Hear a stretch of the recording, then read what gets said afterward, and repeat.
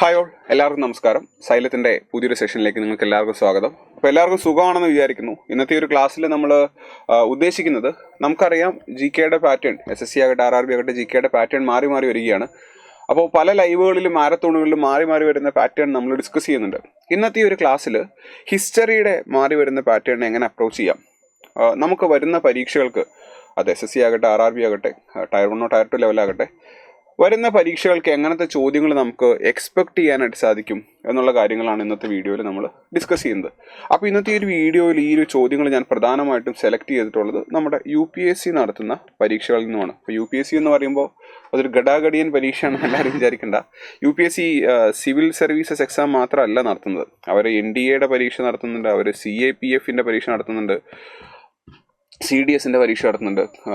ഇതുപോലെ UPSC നടത്തുന്ന പരീക്ഷകളിൽ നമുക്ക് ചോദിക്കാൻ ചാൻസ് ഉള്ള ചോദ്യങ്ങൾ, പ്ലസ് IB പോലുള്ള പരീക്ഷകളില്ലേ അല്ലേ, ഇത്തിരി ലെവൽ കൂടിയ പരീക്ഷകൾ, ഇതിലൊക്കെ വരുന്ന മൾട്ടി സ്റ്റേറ്റ്മെന്റ് ചോദ്യങ്ങൾ, ഇത്രയൊക്കെയാണ് നമ്മൾ ഡിസ്കസ് ചെയ്യാനായിട്ട് ഉദ്ദേശിക്കുന്നത്. അപ്പോൾ പലർക്കും ഒരു തെറ്റിദ്ധാരണ ഉള്ളത് എന്താണെന്ന് വെച്ച് കഴിഞ്ഞാൽ, പാറ്റേൺ മാറി എന്ന് പറയുമ്പോൾ ഇനി മുതൽ ചോദിക്കാൻ വേണ്ടി പോകുന്നത് ഈ പറഞ്ഞ വലിയ മൾട്ടി സ്റ്റേറ്റ്മെന്റ് ചോദ്യങ്ങളാണ്, PYQസിനൊന്നും റെലവൻസ് ഇല്ല എന്നുള്ളതാണ്. അങ്ങനെയല്ല, ഇതൊരു UPSCയുടെ പ്രീവിയസ് ഇയർ ക്വസ്റ്റൻ ആണ് കേട്ടോ. UPSCയുടെ പ്രീവിയസ് ഇയർ ക്വസ്റ്റനാണ്. ഇത് നമ്മുടെ SSCയുടെയും പ്രീവിയസ് ഇയർ ക്വസ്റ്റൻ ആണ്. ഇത് നമ്മുടെ RRBയുടെയും പ്രീവിയസ് ഇയർ ക്വസ്റ്റൻ ആണ്. ചോദ്യം ഒന്ന് വായിച്ചിട്ട് ഉത്തരം കിട്ടുന്നുണ്ടോ നോക്കി. ഹാരപ്പൻ സീലുകളെ പറ്റിയിട്ടുള്ള ചോദ്യമാണ്.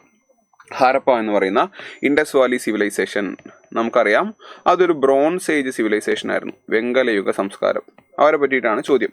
അപ്പോൾ ഈ ചോദ്യം വായിക്കുമ്പോൾ നിങ്ങൾക്ക് തോന്നും ഇത് ഞാൻ പറ്റിക്കുന്നതാണ്. നല്ല, ഇത് UPSC നടത്തിയ പരീക്ഷ ഞാൻ എടുത്തതാണ്. അപ്പോൾ ഞാൻ പറയാൻ വരുന്ന കാര്യം ഇത്രയേ ഉള്ളൂ, പ്രീവിയസ് ഇയർ ക്വസ്റ്റ്യൻസിൻ്റെ റിലവൻസ് നഷ്ടപ്പെട്ടിട്ടില്ല. നമുക്ക് വരാൻ പോകുന്ന പരീക്ഷകളിൽ ഒരു healthy mixer of easy, moderate, difficult ചോദ്യങ്ങളായിരിക്കും.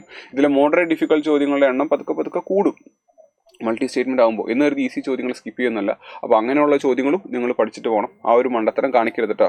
സിമ്പിളായിട്ടുള്ള സാധനം പഠിക്കാതെ എനിക്ക് ഡിഫിക്കൽട്ട് സ്റ്റെപ്പ് മാത്രമേ പറ്റുള്ളൂ എന്ന് പറയരുത്. അങ്ങനെയുള്ള സിമ്പിളായിട്ടുള്ളൊരു ചോദ്യമാണ്. നമുക്കറിയാം ഹാരപ്പൻ കാലഘട്ടത്തിൽ നമ്മൾ പഠിച്ചിട്ടുള്ള രണ്ട് പ്രധാനപ്പെട്ട സാധനങ്ങൾ, ഒന്ന് മോഹൻജോദാരോയിൽ നിന്ന് കിട്ടിയ ഈ ഒരു സീൽ ഓഫ് പശുപതി മഹാദേവ. ഇതൊരു സീലാണ്, ഹാരപ്പൻ മുദ്രയാണിത്. ഹാരപ്പൻ മുദ്രയെ പറ്റി നമ്മളോട് ചോദിച്ചിട്ടുള്ളത്. എന്താണ് ഏറ്റവും കൂടുതൽ അവർ ഉപയോഗിച്ച മെറ്റീരിയൽ മുദ്രകൾ ഉണ്ടാക്കാൻ, സീലുകൾ ഉണ്ടാക്കാനായിട്ട്? ഇത് എന്തിലുണ്ടാക്കിയെന്നുള്ളത് ക്ലാസ്സിൽ ഓർത്തിരുന്നാൽ മതി, പഠിപ്പിച്ച കാര്യം ഓർത്തിരുന്നാൽ മതി. അല്ലെങ്കിൽ മോഹൻജോദാരോ എന്ന് കിട്ടിയ സ്റ്റാച്യു ഓഫ് ബിയേർഡഡ് പ്രീസ്റ്റ്, താടി വെച്ച ഒരു മനുഷ്യന്റെ ഒരു പ്രതിമ കിട്ടിയില്ലേ, അതെന്ത് വെച്ചിട്ടാണ് ഉണ്ടാക്കിയത്? ഇതെല്ലാം നമ്മൾ പഠിച്ചിട്ടുണ്ട്. സ്റ്റീറ്റേറ്റ് വെച്ചിട്ടാണ് ഉണ്ടാക്കിയത്. ഹാരപ്പയിൽ ഉപയോഗിച്ചുകൊണ്ടിരുന്ന പല സാധനങ്ങൾ, ഇപ്പോൾ അവിടെ ലാപ്പിസ് ലസൂളി ഉപയോഗിച്ചിട്ടുണ്ട്, ഒരു നീല കളർ കല്ല്. അഫ്ഗാനിസ്ഥാനിലെ ഷോർട്ടുകയായിരുന്നു അതിൻ്റെ പ്രധാനപ്പെട്ട source. The use to export this എന്നുള്ള കാര്യങ്ങളൊക്കെ നമ്മൾ പഠിച്ചിട്ടുണ്ട്. അവർ ഏറ്റവും കൂടുതൽ ഉപയോഗിച്ചിരുന്ന ഒരു ബിൽഡിംഗ് മെറ്റീരിയലാണ് സ്റ്റീറ്റൈറ്റ് കേട്ടോ. എഗെയിൻ പറയുന്നു, UPSC, SSC, RRB നമ്മളോട് ചോദിച്ചിട്ടുണ്ട്. ഇനി മഹാജനപദാസ് നമ്മുടെ ഒരു പ്രീവിയസ് ഇയർ ക്വസ്റ്റൻ ആണ്. ഏകദേശം 6th 5th സെഞ്ചുറി BC കാലഘട്ടത്തിൽ ഡെവലപ്പ് ചെയ്തു വന്ന മഹാജനപദാസ്. 16 മഹാജനപദങ്ങളും അവരുടെ ക്യാപിറ്റലും അവരുടെ പ്രസന്റ് ലൊക്കേഷനും അവരുടെ യുണീക്ക് ആയിട്ടുള്ള ചില ഫീച്ചേഴ്സ് നമ്മൾ പഠിച്ചിരുന്നു. അതിൽ നിന്നുള്ള ഒരു മോഡറേറ്റ് ഡിഫിക്കൽട്ട് ചോദ്യമാണിത്. ഒന്ന് വായിച്ചു നോക്കിയിട്ട് ഉത്തരം കിട്ടുന്നുണ്ടോ നോക്കി. അതായത് മഹാജനപദാസ് നമ്മുടെ പ്രീവിയസ് ഇയർ ക്വസ്റ്റൻ ആണ്, അവരുടെ ക്യാപിറ്റൽസ് നമ്മുടെ പ്രീവിയസ് ഇയർ ക്വസ്റ്റൻ ആണ്. എന്നാൽ അതിനെ ക്ലബ് ചെയ്ത് കുറച്ചുകൂടെ ബ്യൂട്ടിഫുൾ ആയിട്ട് UPSC ചോദിച്ചിട്ടുണ്ട്. അത് നമുക്ക് നോക്കാം. ഈ അടുത്ത് കഴിഞ്ഞ സിവിൽ സർവീസ് പരീക്ഷയുടെ പ്രിലിംസിന് മഹാജനപദാസിനെ അവരുടെ ആ ഒരു ലൊക്കേഷനെ വെച്ചിട്ട്, അവിടുത്തെ നദികളെ വെച്ചിട്ട് ക്ലബ് ചെയ്തിട്ടുണ്ട്. അതായത് ജോഗ്രഫീനെയും ഹിസ്റ്ററിനെയും ക്ലബ് ചെയ്തിട്ട് അവർ ചോദിച്ചിട്ടുണ്ട്. അപ്പോൾ വലിയ തെറ്റായിട്ടുള്ള ധാരണ ഇല്ലാത്ത ആളുകൾക്ക്, അല്ലെങ്കിൽ തരക്കേടില്ലാത്ത ഒരു ധാരണയുള്ള ആളുകൾക്ക്, ഗോദാവരി ഇതിലൂടെ ഒഴുകുന്നു, സിന്ധു ഇതിലൂടെ ഒഴുകുന്നു, ഗംഗ ഇതിലൂടെ ഒഴുകുന്നു, പ്ലസ് ഹിസ്റ്ററിക്കലി ഇവരുടെ ലൊക്കേഷൻ പറയാമെങ്കിൽ നമുക്ക് ആ ഉത്തരത്തിലേക്ക് എത്താനായിട്ട് സാധിക്കും. അപ്പോൾ എപ്പോഴും നമ്മുടെ ഒരു കോൺസെപ്റ്റൽ ക്ലാരിറ്റി ഉണ്ടാക്കുക എന്നുള്ളത് മാത്രമേ നമ്മളിവിടെ ഉണ്ടാക്കേണ്ടതായിട്ടുള്ളൂ. നമുക്ക് ചോദ്യത്തിലേക്ക് വരാം. മഹാജനപദങ്ങളെ വച്ചിട്ടാണ് ചോദ്യം. ഒന്ന്, അർബൻ സെന്റേഴ്സ്, 6th സെഞ്ചുറി BCയിലെ അർബൻ സെന്റേഴ്സ്. ഒന്നാമത്തെ statement, all of them developed away from the capitals of Mahajanapadas. 16 മഹാജനപദങ്ങളും അവരുടെ ക്യാപിറ്റൽസ് നമുക്കറിയാം. ഈ ക്യാപിറ്റൽസ് തന്നെയായിരുന്നു അന്നത്തെ കാലഘട്ടത്തിലെ പ്രധാനപ്പെട്ട ചില അർബൻ സെന്റേഴ്സ്. പാടലീപുത്രം അങ്ങനെയല്ലേ, അല്ലെങ്കിൽ അങ്കയുടെ ക്യാപിറ്റലായിട്ടുള്ള ചമ്പ നമ്മൾ പഠിച്ചിട്ടുണ്ട്, വജ്ജിയുടെ ക്യാപിറ്റലായിട്ടുള്ള വൈശാലി നമ്മൾ പഠിച്ചിട്ടുണ്ട്. സോ മഹാജനപദങ്ങളുടെ ക്യാപിറ്റൽസ് തന്നെയായിരുന്നു പല അന്നത്തെ പ്രധാനപ്പെട്ട അർബൻ സെന്റേഴ്സും. അപ്പോൾ എല്ലാം ഇതിൽ നിന്ന് മാറി ഡെവലപ്പ് ചെയ്തു. നിങ്ങൾ ഇന്ന് ആലോചിച്ച് നോക്കിയേ, ഇന്ത്യയുടെ ക്യാപിറ്റൽ ന്യൂഡൽഹി, അല്ലെങ്കിൽ ഓരോരോ സംസ്ഥാനങ്ങളുടെ ക്യാപിറ്റൽ എടുക്കുക. ആ സംസ്ഥാനങ്ങളിലെ അർബൻ സെന്റേഴ്സ് എന്ന് പറയുന്നത് ഈ സംസ്ഥാനങ്ങളുടെ ക്യാപിറ്റൽസ് ആയിട്ട് ചേർന്ന് നിൽക്കുന്നത് തന്നെയായിരിക്കും. ഇപ്പോൾ കേരളത്തിലെ പ്രധാനപ്പെട്ട സിറ്റികൾ എടുത്തു കഴിഞ്ഞാൽ നമുക്ക് കൊച്ചി, തിരുവനന്തപുരം പറയാൻ സാധിക്കും. തമിഴ്നാട്ടിലെ ഏറ്റവും പ്രധാനപ്പെട്ട സിറ്റി ചെന്നൈ തന്നെയാണ്. കർണാടകയിലേക്ക് ബാംഗ്ലൂർ തന്നെയാണ്. സ്വാഭാവികമായിട്ട് ക്യാപിറ്റൽ സിറ്റികളോട് ചേർന്ന് നിൽക്കുന്നതായിരിക്കും. അല്ലാതെ ദൂരെ നിൽക്കുന്നതെന്ന് പറയുമ്പോൾ അത് ലോജിക്കില്ല. അപ്പോൾ ഒന്നാമത്തെ സ്റ്റേറ്റ്മെന്റ് തെറ്റാണ്. പിന്നെ ഈ ഒരു സാധനം നോക്കണ്ട, how many of the above statements, അത് UPSCയുടെ ഒരു ഇന്നോവേഷൻ ആണ്, അത് നമ്മൾ നോക്കണ്ട. അപ്പോൾ ഒന്നാമത്തെ സ്റ്റേറ്റ്മെന്റ് തെറ്റാണ്, കൃത്യമായിട്ട് നമുക്ക് ലോജിക്കലി പറയാൻ സാധിക്കും. 2, major towns were located along routes of communication. പ്രധാനമായിട്ടുള്ള പാതകളിലായിരുന്നു ഈ ടൗണുകൾ ഡെവലപ്പ് ചെയ്ത്. അത് ഇന്നും അങ്ങനെയല്ല. പ്രോപ്പറായിട്ടുള്ള കമ്മ്യൂണിക്കേഷൻ സംവിധാനം അർബൻ ഏരിയാസിൽ ഉണ്ടാകും. അപ്പോൾ അന്നും അങ്ങനെ തന്നെയായിരിക്കും. കച്ചവടക്കാർക്കും ട്രേഡേഴ്സിനും റൂളേഴ്സിനും മറ്റുള്ള വ്യക്തികൾക്കും എത്തിപ്പെടാൻ സാധിക്കുന്ന പ്രോപ്പർ കമ്മ്യൂണിക്കേഷനുള്ള സ്ഥലങ്ങളിലായിരിക്കും ടൗണുകൾ ഡെവലപ്പ് ചെയ്യുക. അപ്പോൾ ഇന്നും അങ്ങനെയാണ്, അന്നും അങ്ങനെയാണ്. രണ്ടാമത്തെ സ്റ്റേറ്റ്മെന്റ് കറക്റ്റാണ്. മൂന്നാമത്തെ സ്റ്റേറ്റ്മെന്റ് വായിച്ചേ. Many were bustling centres of commercial, cultural and political activities. ഇന്നത്തെ അർബൻ സെന്റേഴ്സ് നോക്കുക, ഏറ്റവും കൂടുതൽ കൊമേഴ്ഷ്യൽ ആക്ടിവിറ്റീസ് നടക്കുന്ന സ്ഥലമാണ്. നമ്മുടെ ലാലേട്ടൻ ഒഴിപ്പിച്ച ധാരാവിയൊക്കെ നിങ്ങൾ നോക്കുക, കാണുമ്പോൾ സ്ലം എന്ന് പറയുമെങ്കിലും ഇന്ത്യയിൽ ഏറ്റവും കൂടുതൽ എക്കണോമിക് ആക്ടിവിറ്റി നടക്കുന്ന സ്ഥലമാണ് അല്ലേ. കൾച്ചറൽ ആക്ടിവിറ്റീസ്, പൊളിറ്റിക്കൽ ആക്ടിവിറ്റീസ്, അതല്ലേ ഒരു അർബൻ ഏരിയ ഡിഫൈൻ ചെയ്യുന്നത്. അപ്പോൾ ഇത് ഹിസ്റ്ററി തന്നെ അറിയണമെന്നില്ല നിങ്ങൾക്ക് ഈ ചോദ്യത്തിന് ഉത്തരം കൊടുക്കാനായിട്ട്. നിങ്ങളുടെ ഒരു ലോജിക്ക്, കോമൺ സെൻസ് അപ്ലൈ ചെയ്ത് കഴിഞ്ഞാൽ 2ഉം 3ഉം കറക്റ്റ് ആണെന്ന് പറയാൻ സാധിക്കും. അപ്പോൾ ഈ ഒരു കേസിൽ എത്ര സ്റ്റേറ്റ്മെന്റ്സ് കറക്റ്റാണ്? 2 സ്റ്റേറ്റ്മെന്റ് കറക്റ്റാണ്. SSC പരീക്ഷയ്ക്ക് ഈ രീതിയിലായിരിക്കില്ല ഓപ്ഷൻ തരുന്നത്. നമുക്ക് തരുന്നത് 2 and 3 ഓൺലി എന്നുള്ളതായിരിക്കും. SSC ആകട്ടെ RRB ആകട്ടെ നമുക്ക് ആ രീതിയിലായിരിക്കും ഓപ്ഷൻ തരിക. അപ്പോൾ ഇത് ഒരു മോഡറേറ്റ് ഡിഫിക്കൽട്ട് ചോദ്യമാണ്. ഈ മഹാജനപദങ്ങളെ പറ്റി, അവരുടെ ക്യാപിറ്റൽസിനെ പറ്റി, അതിൻ്റെ ലൊക്കേഷനെ പറ്റിയൊക്കെ നമുക്ക് അറിയാമെങ്കിൽ കൃത്യമായിട്ടുള്ള ഉത്തരത്തിലേക്ക് എത്താൻ സാധിക്കും. ഇപ്പോൾ 2025 സിവിൽ സർവീസിൻ്റെ ഞാൻ പറഞ്ഞ ചോദ്യം എടുത്ത് വായിച്ചു നോക്കുക. അസ്മാക്കയെ പറ്റി ചോദിച്ചിട്ടുണ്ട്. Asmaka, Assaka, which is the southern most Mahajanapada. Maharashtra Telangana ബോർഡറിൽ ഗോദാവരി നദിയുടെ തീരത്താണ്. ജോഗ്രഫി പ്ലസ് ഹിസ്റ്ററിയാണ് കേട്ടോ. അപ്പോൾ അങ്ങനെയാണ് നമ്മൾ ക്ലാസ്സുകളിൽ പഠിക്കുന്നത്. ഇതൊരു സിമ്പിൾ ആയിട്ടുള്ള ചോദ്യമാണ്, UPSC വെച്ചിട്ടുള്ളതാണ്, സിമ്പിൾ ആയിട്ടൊരു ചോദ്യമാണ്. Which of the following Mahajanapadas in ancient India was an oligarchy. Oligarchy എന്നുള്ള സാധനം എന്താണ്? റൂൾ ബൈ ഫ്യൂ, കുറച്ച് പേര് കൂടി ചേർന്ന് ഭരിക്കുന്നതിനാണ് ഒളിഗാർക്കി എന്ന് പറയുന്നത്. റഷ്യ എന്നൊരു ഒളിഗാർക്കിയാണെന്ന് നമ്മൾ പത്രത്തിൽ വായിക്കാറുണ്ട്. സുഹൃത്തെ, മഹാജനപദങ്ങളെ രണ്ടായിട്ട് നമ്മൾ തരംതിരിക്കും.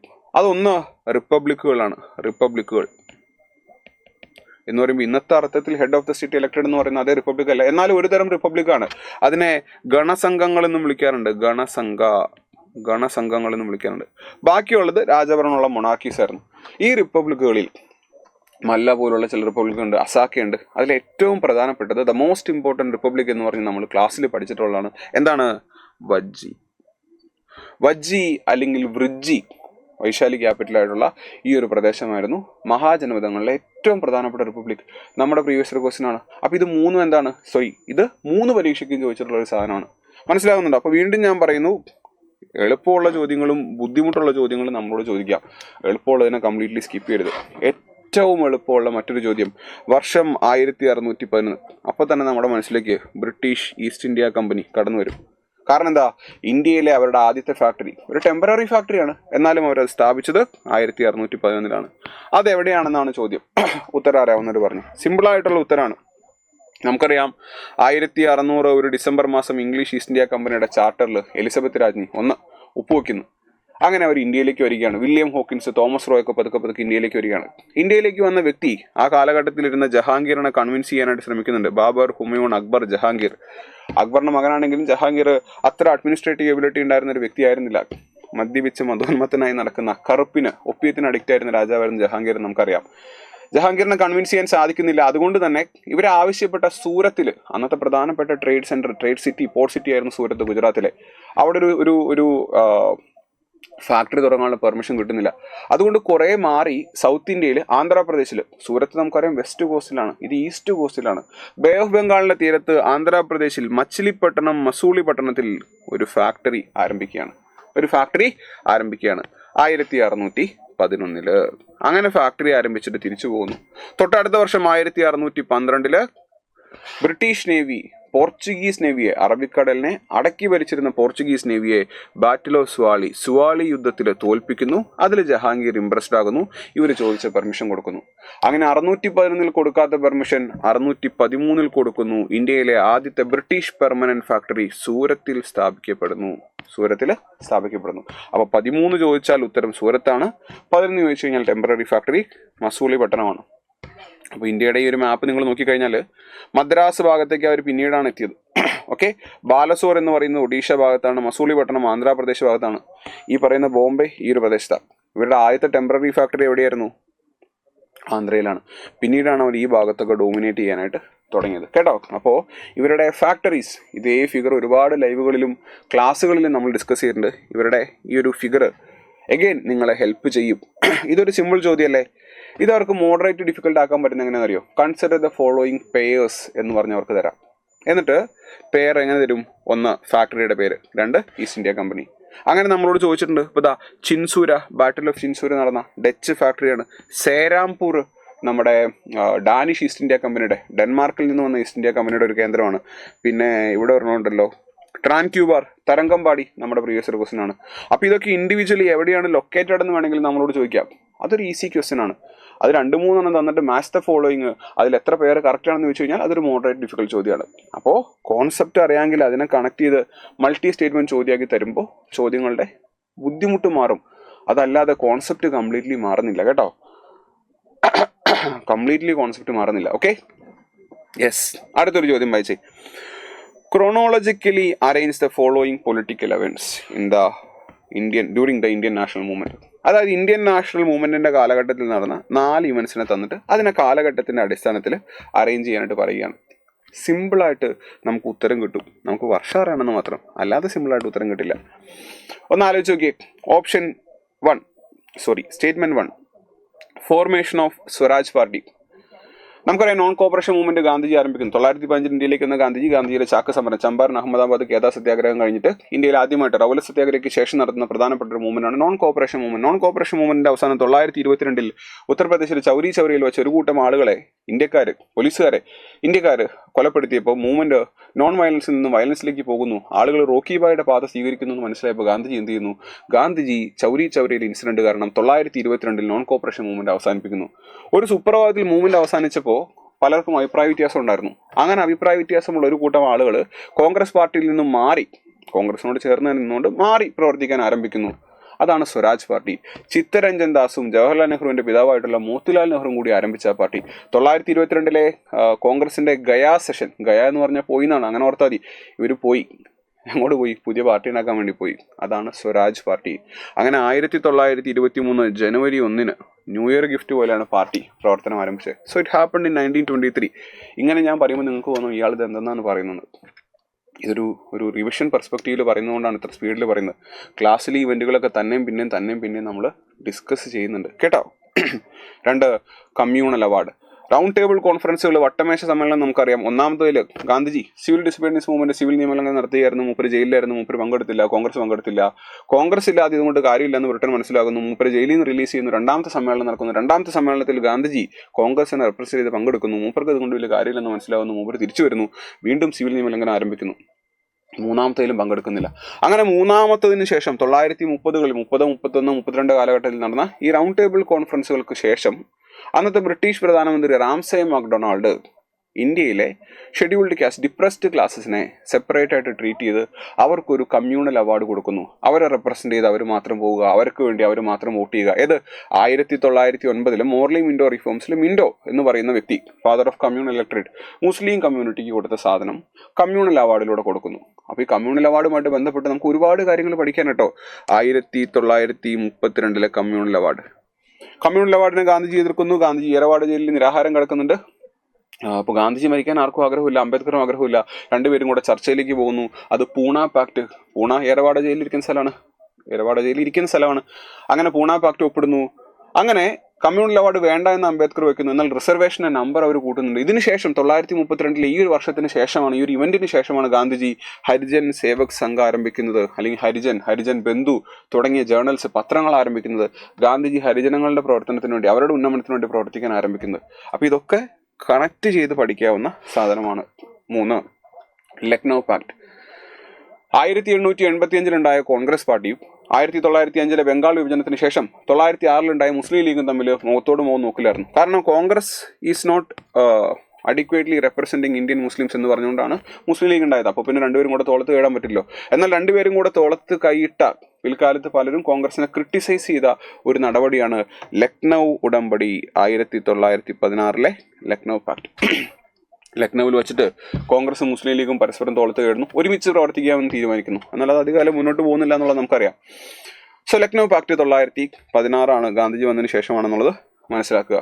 Option D Shimla conference. നമുക്കറിയാം ഇന്ത്യയുടെ അവസാനത്തെ 3 വൈസ്രോയിമാർ ലിൻലിത്ഗോയ്ക്ക് ശേഷം വേവൽ, അതൊക്കെ ഒരു കോഡിൽ നമ്മൾ പഠിക്കുന്നുണ്ട് കേട്ടോ. വേവലിന് ശേഷം മൗണ്ട് ബാറ്റൺ. ഈ വേവൽ പ്രഭുവിന്റെ കാലഘട്ടത്തിൽ മൂപ്പര് ഒരു വേവൽ പ്ലാൻ പ്രപ്പോസ് ചെയ്യുന്നു. അപ്പോൾ ഷിംല എന്ന് പറയുന്നത് എവിടെയാണെന്ന് ആലോചിച്ച് നോക്കുക. എല്ലാവർക്കും ടൂർ പോകാൻ താല്പര്യമുള്ള സ്ഥലമാണ്, ഹിൽ സ്റ്റേഷനാണ്. അവിടെ വൈസ്രോയ്ക്ക് ഒരു പാലസ് ഉണ്ടായിരുന്നു. അവിടെ വെച്ചിട്ട് ഒരു മീറ്റിംഗ് വിളിക്കുകയാണ്. What is India's future? കാരണം എന്താ, വർഷം 1945 വിഭജനം എന്ന് പറഞ്ഞുകൊണ്ട് പാകിസ്ഥാൻ റെസൊല്യൂഷൻ 1940 പാസ്സാക്കിയ മുസ്ലിം ലീഗ് ഒരു സൈഡിൽ നിൽക്കുന്നു, കോൺഗ്രസ് ഒരു സൈഡിൽ നിൽക്കുന്നു. രണ്ടുപേരും കൂടെ വിളിച്ചു. എന്നാൽ കാര്യങ്ങൾ കൃത്യമായിട്ട് സക്സസ്ഫുൾ ആയില്ല എന്നുള്ളതാണ്. അപ്പോൾ ഇതെല്ലാം മോഡേൺ ഇന്ത്യയിൽ 900കളിൽ നടന്ന ഇവന്റുകളാണ്. ഇതിൽ ലക്നൗ പാക്ട് 1916 അതാണ് ആദ്യമെന്ന് മനസ്സിലാക്കുമ്പോൾ ബാക്കിയൊക്കെ പിന്നീട് വന്നാണ്. 3 വച്ചിട്ട് തുടങ്ങുന്ന ഒരു ഓപ്ഷനിലേക്ക് നമുക്ക് പോവാം. 3 വച്ചിട്ട് തുടങ്ങുന്ന ഒരേ ഒരു ഓപ്ഷനുള്ളൂ. 3, 1, 2, 4. Okay, Lucknow pact, Swaraj party, communal award, Shimla conference. അപ്പോൾ ഈ സാധനം അറിയണമെങ്കിൽ നമ്മൾ മോഡേൺ ഇന്ത്യനെ ഇത്തിരി ഡീറ്റെയിൽ ആയിട്ട് തന്നെ പഠിക്കണം. അപ്പോൾ വീണ്ടും പറയുന്നു, ഈ 4 നമ്മുടെ പ്രീവിയസ് ഇയർ ക്വസ്റ്റ്യൻ ആണ്. 4 കാലഘട്ടങ്ങളിൽ നടന്നാണ്. 4നെയും എടുത്ത് മെർജ് ചെയ്തിട്ട് ഒരു ക്രോണോളജിക്കലി അറേഞ്ച് എന്നുള്ള ചോദ്യം വന്നപ്പോഴത്തേക്കും അത് ഒരു മോഡറേറ്റ് ഡിഫിക്കൽട്ട് ലെവൽ ചോദ്യമായി. അപ്പോൾ സുഹൃത്തെ വീണ്ടും പറയട്ടെ, പ്രീവിയസ് ഇയർ ക്വസ്റ്റ്യൻ്റെ പ്രാധാന്യം നഷ്ടപ്പെടുന്നില്ല കേട്ടോ. പ്രീവിയസ് ഇയർ ക്വസ്റ്റ്യൻ്റെ പ്രാധാന്യം നഷ്ടപ്പെടുന്നില്ല. എങ്ങനെ പ്രീവിയസ് ഇയർ ക്വസ്റ്റ്യനെ ബേസ് ചെയ്തിട്ടാണ് നമ്മൾ നമ്മുടെ GK ബൂസ്റ്റർ ബാച്ചിൽ ക്ലാസ്സുകൾ എടുക്കുന്നത്. അപ്പോൾ GK ബൂസ്റ്റർ ബാച്ചിലേക്കുള്ള അഡ്മിഷൻസ് ഓൾറെഡി ആരംഭിച്ചു കഴിഞ്ഞു. നിങ്ങൾക്ക് താല്പര്യമുണ്ടെങ്കിൽ ഈ വീഡിയോൻ്റെ താഴെ തന്നിട്ടുള്ള ആ ഒരു ഗൂഗിൾ ഫോമിൽ നിങ്ങൾക്ക് വേണമെങ്കിൽ നിങ്ങളുടെ ഡീറ്റെയിൽ ഫില്ല് ചെയ്യാം. ഇനി നിങ്ങൾ മടിയന്മാരാണോ, നിങ്ങൾ സൈലത്തിൻ്റെ ആപ്ലിക്കേഷൻ ഡൗൺലോഡ് ചെയ്തിട്ട് GK ബൂസ്റ്റർ ബാച്ച് നിങ്ങൾക്ക് നേരിട്ട് പർച്ചേസ് ചെയ്യാം. ഇനി അതിന് നിങ്ങൾ മടിയന്മാരാണൊന്നും ചെയ്യാനില്ല, അങ്ങനെ ചെയ്യുക. അല്ലെങ്കിൽ താഴെ തന്നിട്ടുള്ള കോൺടാക്ട് നമ്പറിൽ നിങ്ങൾക്ക് കോൺടാക്ട് ചെയ്യാം. GK ബൂസ്റ്റർ ബാച്ചിൽ നമ്മൾ ചെയ്യുന്ന കാര്യവും ഇത് തന്നെയാണ്. നമ്മൾ ആദ്യം ബേസ് പഠിപ്പിക്കും. ബേസ് ലെവൽ ചോദ്യങ്ങൾ നമ്മൾ റിവിഷനും നോക്കും. എന്നിട്ട് ഇതുപോലത്തെ ലെവൽ ചോദ്യങ്ങൾ, ഇതേ ചോദ്യങ്ങൾ ഞാൻ നിങ്ങൾക്ക് ആ ക്ലാസ്സിൽ ഡിസ്കസ് ചെയ്ത് കാണിക്കും. അപ്പോൾ പിന്നെ നുണ പറയാമെന്ന് പറയാൻ സാധിക്കില്ലോ. ഇതേ ചോദ്യങ്ങൾ ആ ക്ലാസ്സിൽ ഡിസ്കസ് ചെയ്യും. എപ്പോഴാണെന്നറിയോ, ക്ലാസ് എടുത്ത് കഴിഞ്ഞ് ബേസ് ലെവൽ ചോദ്യങ്ങളുടെ ഡിസ്കഷൻ, ലെവൽ 1 ചോദ്യങ്ങളുടെ ഡിസ്കഷന് ശേഷമേ നമ്മൾ ഇതുപോലുള്ള ചോദ്യങ്ങൾ ഡിസ്കസ് ചെയ്യുകയുള്ളൂ. അപ്പോഴേ നമുക്ക് ഇത്രയും കണക്ട് ചെയ്ത് ഓർത്തിരിക്കാനായിട്ട് സാധിക്കുകയുള്ളൂ കേട്ടോ. ഓക്കെ, അടുത്ത ചോദ്യം വായിച്ചേ. സിമ്പിൾ ആയിട്ടുള്ള ചോദ്യമാണ്. Which among the following acts provided for the establishment of a Supreme Court of Justice at Calcutta for Europeans, their employees and the citizens of India? Supreme Court at Calcutta. അപ്പോൾ ഇന്ത്യയുടെ federal കോടതിയെ പറ്റിയല്ല ചോദിക്കുന്നത്. 1935 government of India ആക്ടിന് കീഴിൽ വന്ന federal കോടതിയെ പറ്റിയല്ല ചോദിക്കുന്നത്. കൽക്കട്ടയിലെ സുപ്രീം കോടതിയെ പറ്റിയാണ് ചോദിക്കുന്നത്. വേറെ ഒന്നും ആലോചിക്കണ്ട.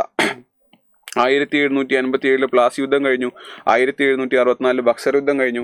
1765 ട്രീറ്റി ഓഫ് അലഹബാദ് ഉടമ്പടി ഒപ്പിടുന്നുണ്ട്. അങ്ങനെയാണ് ബ്രിട്ടീഷുകാർക്ക് ദിവാനി റൈറ്റ്സ് വരുന്നത്, അല്ലെ, കാശി പിരിച്ചെടുക്കാനുള്ള അവകാശം വരുന്നത്. അങ്ങനെ അവകാശം വന്ന ബ്രിട്ടീഷുകാർ ചോദിക്കാനും പറയാനും ആരും ഇല്ലാത്തപ്പോൾ അഴിമതിയിലേക്ക് പോകുന്നു. അങ്ങനെ അഴിമതിയിൽ ഇങ്ങനെ മുങ്ങിക്കുളിച്ച് നിന്നപ്പോൾ അവരുടെ കയ്യിൽ കാശില്ലാതെയാകുന്നു. കമ്പനി ബാങ്ക്രപ്സിയുടെ വക്കിലേക്ക് എത്തുകയാണ്.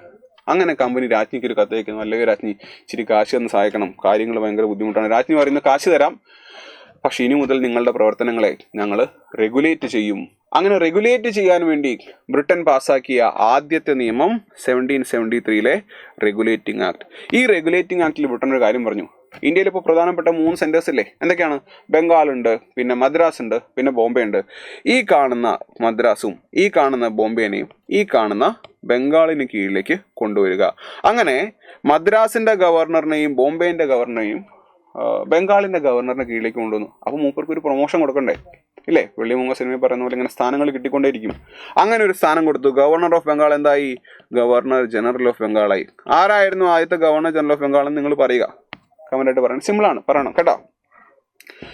അങ്ങനെ ബോംബെയുടെയും മദ്രാസിന്റെയും അധികാരം കൊണ്ടുവന്ന് സെൻട്രലൈസേഷൻ തുടങ്ങിയപ്പോൾ, അധികാര കേന്ദ്രീകരണം ബംഗാളിലേക്ക്, കൽക്കട്ടയിലേക്ക് തുടങ്ങിയപ്പോൾ ഈ ചങ്ങാതി ഒരു അഴിമതിക്കാരനാണെങ്കിലോ, ഫോർ ദാറ്റ് മാറ്റർ മൂപ്പറായിരുന്നു.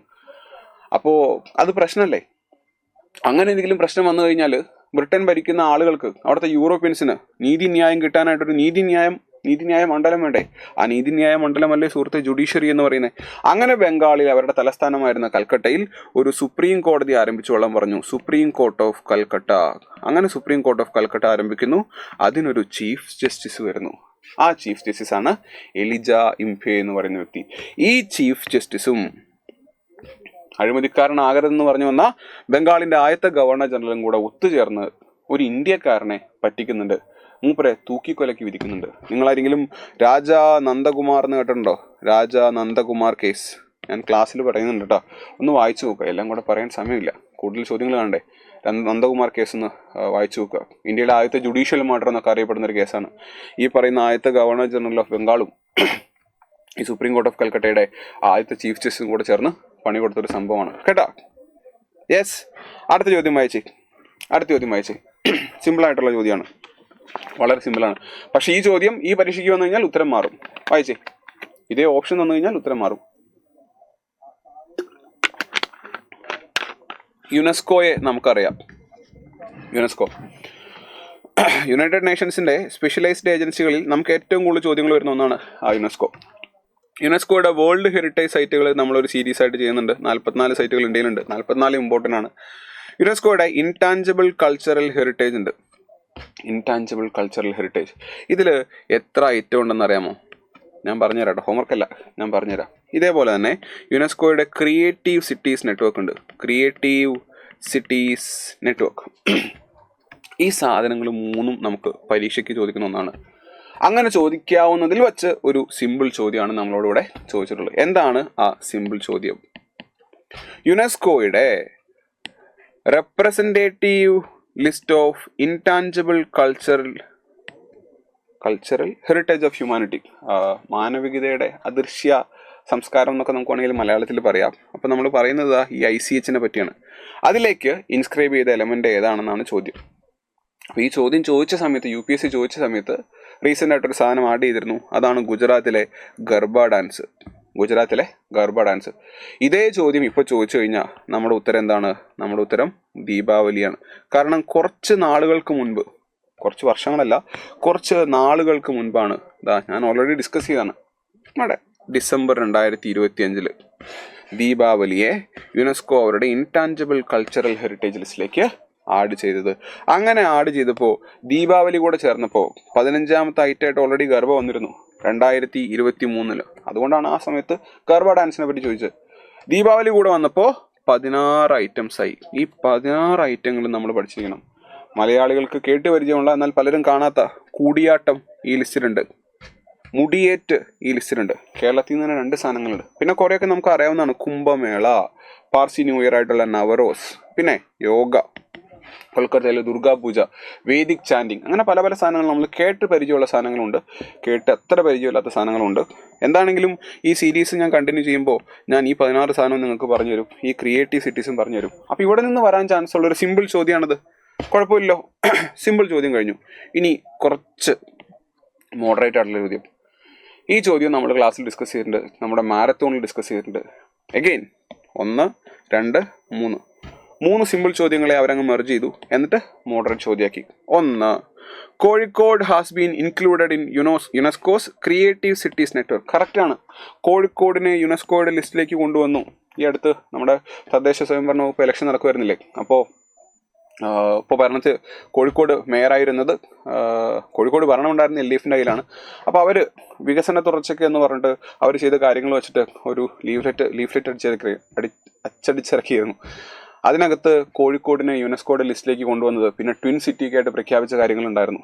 അപ്പോൾ അതിൽ പറഞ്ഞൊരു പോയിന്റാണ്, കോഴിക്കോടിനെ സാഹിത്യ നഗരമായിട്ട് പ്രഖ്യാപിച്ചു. സിറ്റി ഓഫ് ലിറ്ററേച്ചറാണ് ഇവിടെ തന്നിട്ടുള്ള എന്താ, സിറ്റി ഓഫ് മ്യൂസിക്. ഇന്ത്യക്കകത്ത് സിറ്റി ഓഫ് മ്യൂസിക് ഉണ്ട്, ഗ്വാളിയോർ ഉണ്ട്, പിന്നെ ചെന്നൈ ഉണ്ട്, വാരണാസി ഉണ്ട്.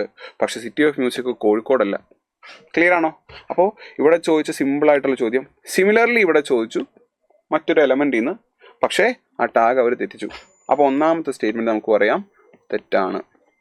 രണ്ടാമത്തേത്, Garba of Gujarat has been declared by UNESCO as an intangible cultural heritage. അതായത് സുഹൃത്തെ, ഇവിടെ ഒരു ചോദ്യമായിട്ട് ചോദിച്ചത് ഇവിടെ ഒരു സ്റ്റേറ്റ്മെൻ്റ് ആയിട്ട് ചോദിക്കുന്നു. ഇപ്പോൾ മനസ്സിലാവുന്നുണ്ടോ? ഈസി, മോഡറേറ്റ്, ഡിഫിക്കൽട്ട് ചോദ്യങ്ങൾ തമ്മിലുള്ള വ്യത്യാസം മനസ്സിലാവുന്നുണ്ടോ?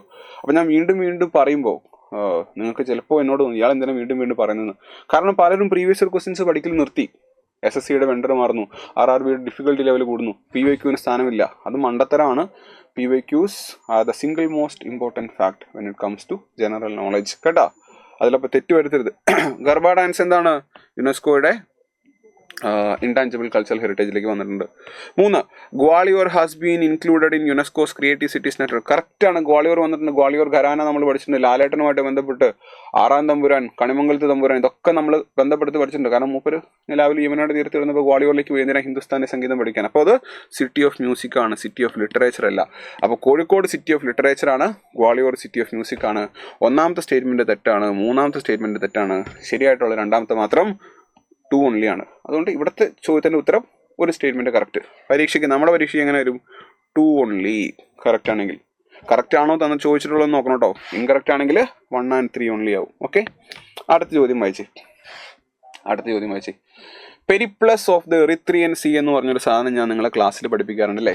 Periplus of the Erythraean Sea പേടിപ്പിക്കാൻ വേണ്ടി പറയുന്നതല്ല കേട്ടോ.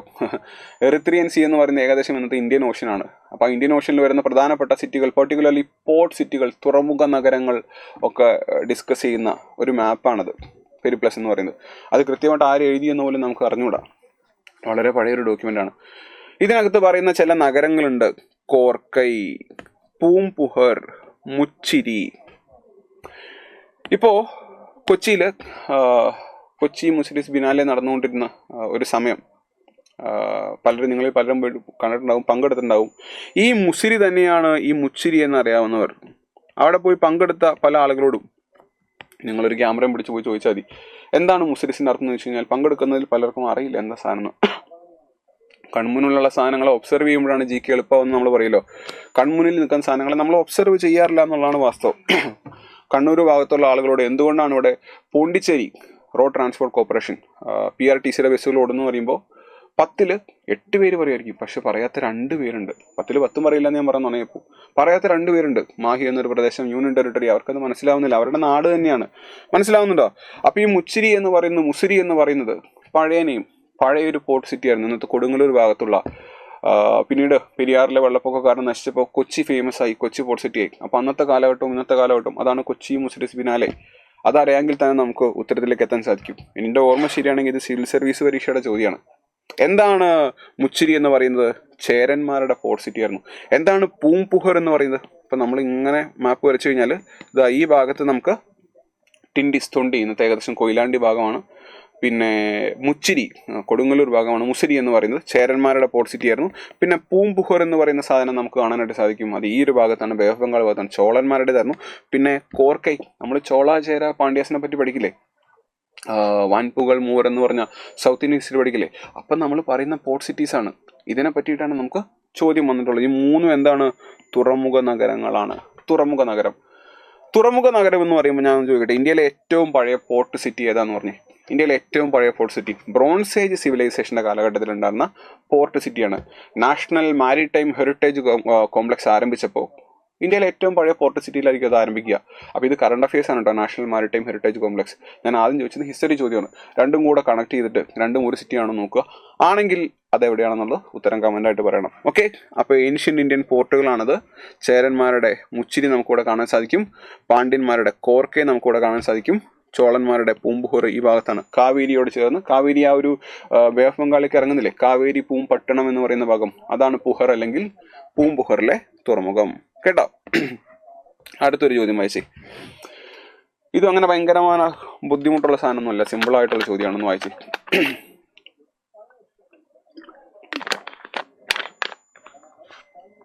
ഈ രാജാക്കന്മാരെ നോക്കുക. അശോക ചക്രവർത്തി ബുദ്ധമതം സ്വീകരിച്ച വ്യക്തിയാണ്. ദേവനാം പ്രിയദർശി എന്നറിയപ്പെട്ടിരുന്ന രാജാവാണ്.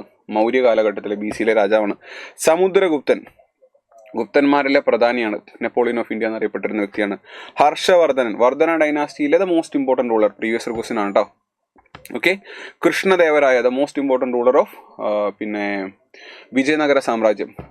ബാബറൊക്കെ വന്ന സമയത്ത് സൗത്ത് ഇന്ത്യയിലെ ഏറ്റവും പ്രധാനപ്പെട്ട രാജാവാണ്. 4 പേരും നമ്മുടെ പ്രീവിയസ് ക്വസ്റ്റ്യനാണ്.